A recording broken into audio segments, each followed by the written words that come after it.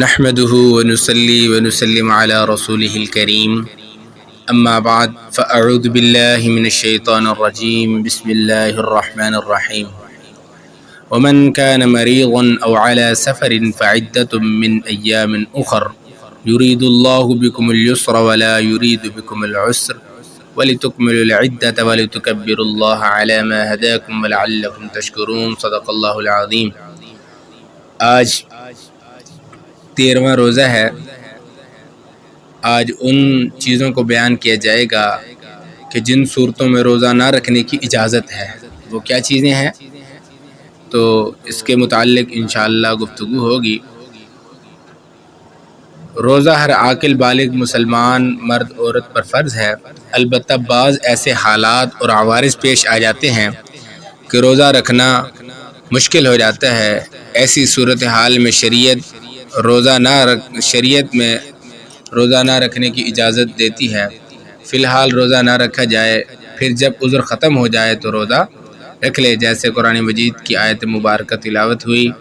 اس کا مفہوم بھی کچھ اس طرح ہے۔ تو مسائل کی طرف چلتے ہیں۔ نمبر 1، مریض کے لیے روزہ رکھنے کا حکم۔ مریض کے لیے روزہ نہ رکھنے کا حکم۔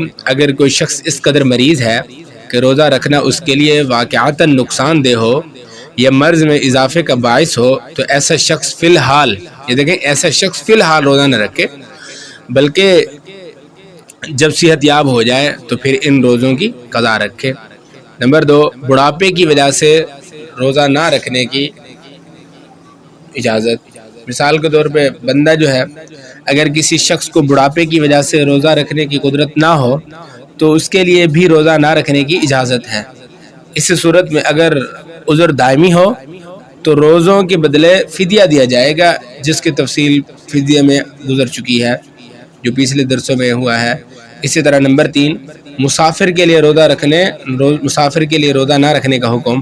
جو شخص شرعی اعتبار سے مسافر ہو اس کے لیے روزہ نہ رکھنے کی اجازت ہے، بعد میں اس کی قضا رکھ لے، البتہ اگر سفر میں تکلیف اور مشقت کا سامنا نہ ہو تو روزہ رکھنا بہتر ہے۔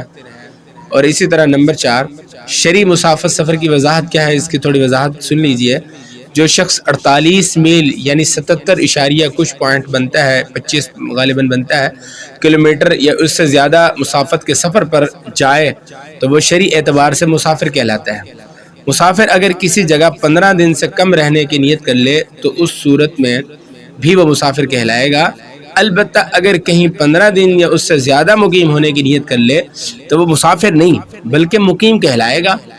ایسی صورت میں اس پر سفر کے احکام لاگو نہیں ہوں گے۔ سفر سے متعلق مزید احکام آپ علماء کرام سے پوچھ لیجئے۔ اب مسافر کے لیے روزے سے متعلق چند اہم مسائل ہیں، تو ان کو میں نمبر وار بیان کروں گا۔ مسئلہ نمبر 1، جس شخص کا دن کو سفر کرنے کا ارادہ ہو تو اس کو چاہیے کہ وہ روزہ رکھے، کیونکہ روزہ رکھتے وقت تو وہ مقیم ہے، اس لیے اس کے ذمے روزہ رکھنا ضروری ہے۔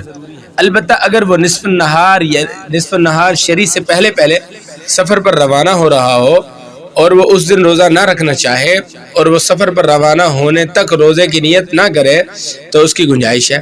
ایسی صورت میں چونکہ اس نے روزہ نہیں رکھا، اس لیے سفر شروع ہونے کے بعد اس کے لیے کھانا پینا درست ہے۔ نصف النہار شری کی تھوڑی تفصیل بتلا دوں۔ صبح صادق سے لے کر سورج غروب ہونے تک پورے دن کا جتنا بھی وقت ہے اس کے آدھے وقت کو نصف النہار شرعی کہتے ہیں، یعنی شریعت کی نگاہ میں آدھا دن یہیں تک ہوتا ہے۔ واضح ہے کہ نصف النہار شری سے پہلے تک ماہ رمضان کے روزے کی نیت کرنا درست ہے، اس شرط کے ساتھ کہ صبح صادق کے بعد کچھ کھایا پیا نہ ہو اور نہ ہی روزہ توڑنے والا کوئی کام کیا ہو۔ مسئلہ نمبر 2، جو شخص روزہ رکھنے کے بعد مسافر ہوا اور اس کو سفر میں مشقت اور تکلیف کا سامنا ہو تو وہ روزہ توڑ سکتا ہے، بعد میں اس کی صرف قضا رکھ لے۔ مسئلہ نمبر 3، مسافر اگر نصف النہار شری سے پہلے مقیم ہو جائے اور اس نے صبح صادق کے بعد کچھ کھایا پیا نہ ہو اور نہ ہی روزہ توڑ دینے والے کوئی بات پیش آئی ہو تو اس کے ذمے ضروری ہے کہ وہ نصف النہار شری سے پہلے روزے کی نیت کر لے۔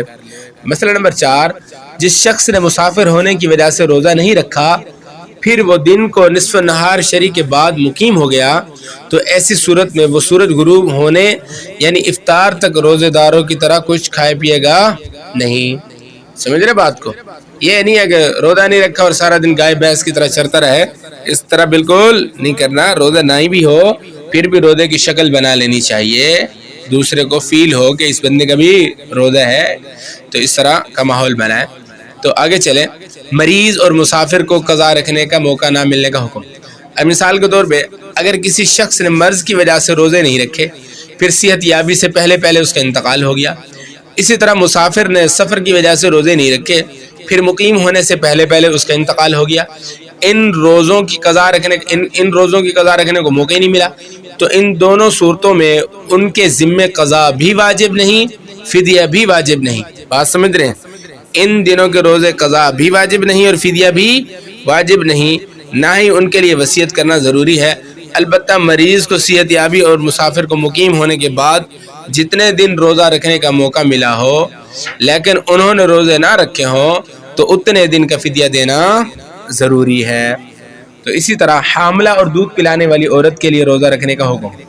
اگر کوئی عورت حاملہ ہو یا اپنے بچے کو دودھ پلاتی ہو اور روزہ رکھنا اس کے لیے یا اس کے بچے کے لیے نقصان دہ ہو تو ایسی صورت میں روزے نہ رکھنے کی اجازت ہے، بعد میں ان کی قضا کر لے. اب آخری بات اور اہم تنبیہ، ماں قبل میں مریض حاملہ دودھ پلانے والی خاتون سے متعلق جو تفصیل بیان ہوئی کہ ان کے لیے شدید مجبوری میں روزہ نہ رکھنے کی اجازت ہے، اس میں یہ بات بھی ذہن نشین رکھنی چاہیے کہ ایسی صورت میں محض وہم اور غیر یقینی باتوں کا اعتبار نہیں، بلکہ ایسی صورت میں کسی ماہر ڈاکٹر سے رائے لی جائے، یا اگر خود اس کا تجربہ ہو کہ روزہ رکھنے میں نقصان تکلیف دہ نہیں ہے، یا اپنی ذات میں ایسی علامات ظاہر ہو جائے تو ان کا بھی اعتبار کیا جا سکتا ہے. خلاصہ یہ کہ مرض یا عذر کی وجہ سے روزہ نہ رکھنے میں محض سنی سنائی غیر معتبر باتوں پر یقین نہ کیا جائے، کیونکہ روزہ رکھنا فرض ہے جس کو ترک کرنے کے لیے معتبر باتوں کا پایا جانا ضروری ہے.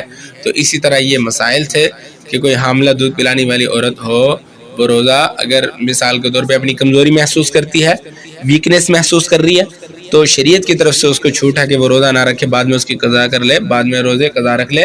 ہاں وہ اگر سارا دن روزے کی حالت میں صحیح رہتی ہے، دودھ بھی صحیح پلا لیتی ہے، تو اس کو ویکنس نہیں معلوم ہوتی، تو ایسی عورت کو چاہیے کہ وہ روزہ رکھے. یہ نہیں ہے کہ بہانے بنا کے روزہ نہ رکھے. اسی طرح ہمیں اللہ تعالیٰ ان باتوں پہ صحیح معنی عمل کرنے کی اور ہم سب کو ان روزے کے احکام، ان کا خیال، ان کی ساری چیزوں کا خیال رکھنے کے اللہ تعالیٰ ہمیں توفیق عطا فرمائے.